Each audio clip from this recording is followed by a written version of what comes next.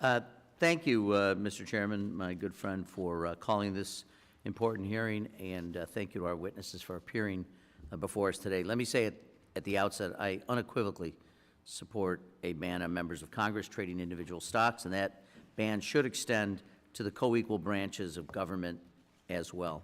The oath we take as members swears fidelity to the Constitution and the rule of law over personal gain or financial benefit.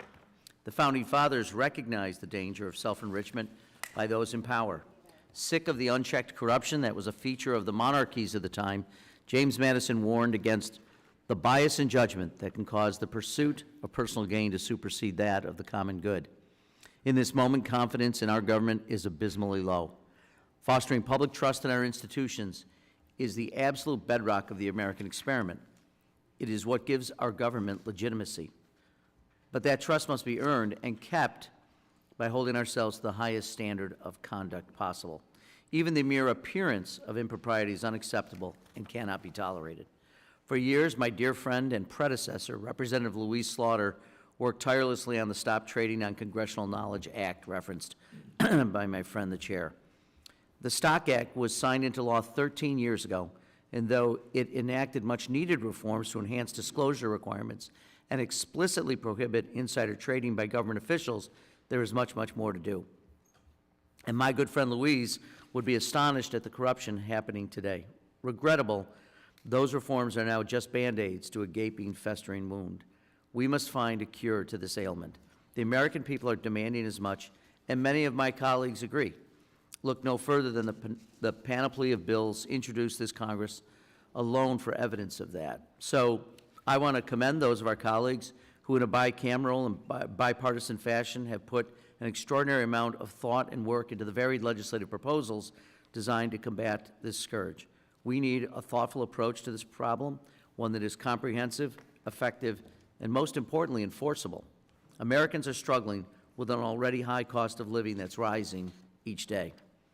Everyday Americans are forced to pay this costs of the corruption in our government. They're being forced into the barbaric choice of paying their rent or their health insurance premiums, to decide whether to put food on the table or gas in their cars to get to work. Every day, they are paying more and getting less. It's obscene that any member would take the votes of those very people to get to Washington and once here use the power of their office, not to represent their constituents' interests, but to get rich. Or worse, to vote for a bill that would deny desperately needed relief for suffering people, then turn around and sell a stock that would be devalued by that vote, which is exactly what we saw happen after Republicans jammed through in draconian cuts to Medicaid earlier this year. All over Washington, from the White House to the Supreme Court, corruption and self-dealing are a persistent problem. Later today, Chairman Stile and I will lead an effort to strip from the recent funding bill a provision that would have allowed a select group of senators to exact from the Department of Justice millions of dollars because they were reasonable persons of interest in a legitimate investigation by the Justice Department. The executive and judicial branches are certainly not immune to it. Internal codes of conduct that are at best mere suggestions and at worst blatantly ignored are not enough. Any policy solution should seek to address the outrageous behavior we are seeing at the Supreme Court and in the executive branch. It's been 1,322 days since this committee looked at this topic.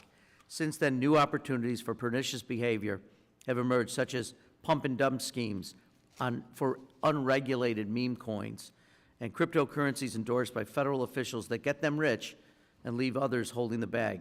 Shady foreign real estate deals that happen far outside of the watchful eyes of this Congress, and incomprehensibly lavish trips and gifts in exchange for favorable and lucrative decisions. The list grows by the day as the enforcement of existing laws and the fundamental principle of checks and balances is eroded. If the legitimacy of our representative government dies on our watch, we'll have only ourselves to blame. I do hope today's proceedings bring to bear the changes our government needs, that our constituents so desperately want, and frankly, that we owe to them. So I want to again thank the chair and thank my colleagues and certainly thank the witnesses for being here, and I yield back.